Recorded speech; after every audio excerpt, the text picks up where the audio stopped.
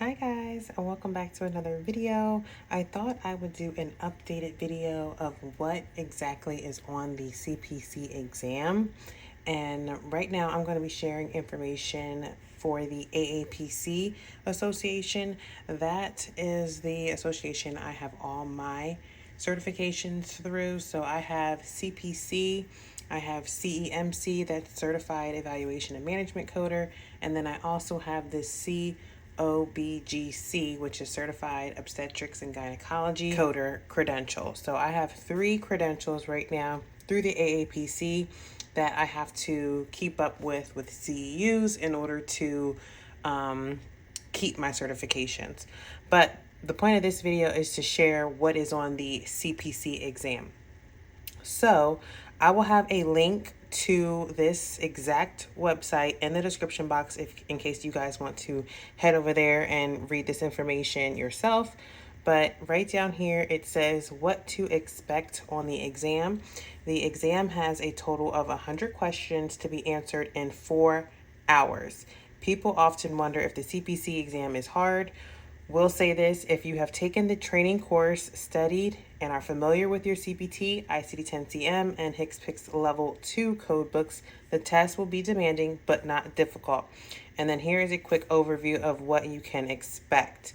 So then they're going to give you information on before you begin taking the test. You'll have 4 hours to finish the exam. And says the questions assess 17 areas of knowledge. You will be able to reference approved medical code books during the exam. And there's 2 options. You can sit in person. The other option would be to take the exam online. And I believe you will need video footage if you're doing the online option. It says here time allowed is 4 hours as well. And then in order to pass your exam and receive your certification, you will need a 70% or higher. So you are able to get 30 questions wrong and still pass the exam. So let me scroll down some more because I think they have a breakdown. Yes, right here is the breakdown of the 100 questions that you will get. And before, it used to be 150 questions and you needed 70%. Now it's 100 questions. So the questions may be harder from what they were previously. When I sat for the exam, it was 150 questions. So now I'm assuming with it being 100 questions, you may get a little bit more harder questions. But let's see this new breakdown. It says medical terminology. You will have 4 questions. And because you're going to have 4 questions on medical terminology, I wouldn't say that you wouldn't necessarily have to study medical terminology, because every single question is basically going to be some type of medical terminology that you'll need to know. So when you get into the other sections of your CPT book, it's going to help you to know your medical terminology in order to know what's going on in those reports or op notes or whatever. So medical terminology is a huge piece, but you're only going to have 4 questions related to medical terminology specifically. Anatomy, you're going to have 4 questions, but it's good to know your anatomy. Compliance and regulatory. So it says this section will test your knowledge of compliance and regulations which pertain to services covered under Medicare Part A, B, C, and D, and applying coding to payment policy, place of service reporting, fraud and abuse, and CCI edits, and so forth. So this section is basically making sure that you are coding correctly and not doing, let's say, like bundling or unbundling services. So for example, sometimes there is a code that has a description and it includes 2 services, but then there's also 2 codes that specify the same 2 services. You would not build 2 codes when there is 1 code that explains both codes, if that makes sense. Next up, we have coding guidelines. You will have 7 questions for that, and that is going to be for ICD-10-CM and CPT.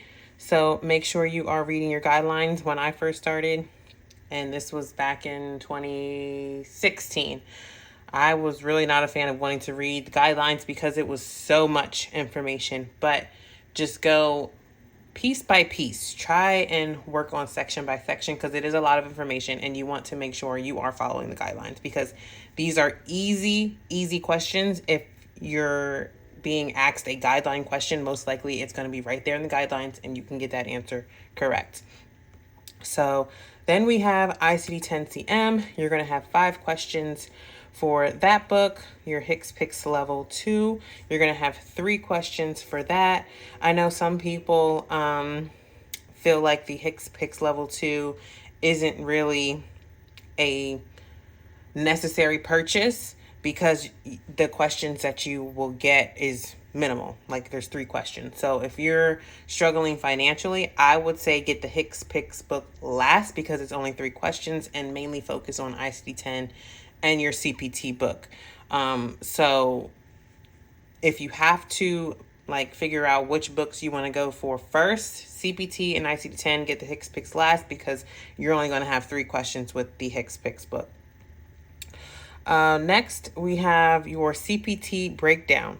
So there's going to be 6 questions in the 10,000 series, 6 questions in the 20,000 series, 6 questions in the 30,000 series, 6 questions in the 40,000, 50,000, 60,000, and then 6 questions on the radiology codes, 6 questions for pathology laboratory codes, 6 questions for the medicine section, and 6 questions for E&M. 4 questions on anesthesia, which some people feel like the anesthesia section is a bit easier, which is probably why there's not that many questions. And then you're also going to get 1 question. No, it says 10 cases, 1 question each. So these cases are pretty much similar to the cases that you guys will see me share when you're looking at like a full operative note, or maybe it'll be an office visit note or an emergency visit note. Those type of cases are what you're going to get. You're going to get 10 of those and it's going to be 1 question each. So it could be random. And I did want to say with the questions, or not questions, but with the cases that I share, because I'm an obstetrics and gynecology coder, they are always related to OBGYN. So I can't say that all your cases are going to be what I'm doing because again, the section in the 50,000 series, you're only going to get 6 questions. And this section includes the urinary system, the male reproductive system, and the female reproductive system.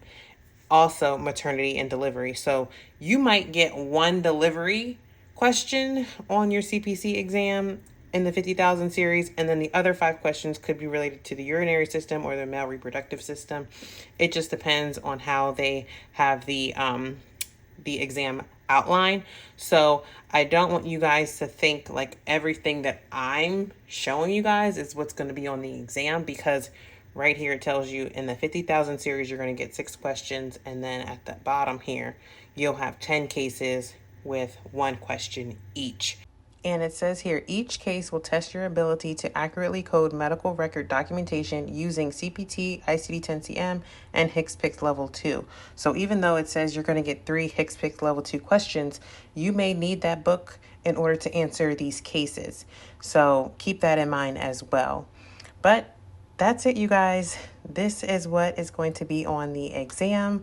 I hope this video was helpful. Thank you all for watching. Bye, guys.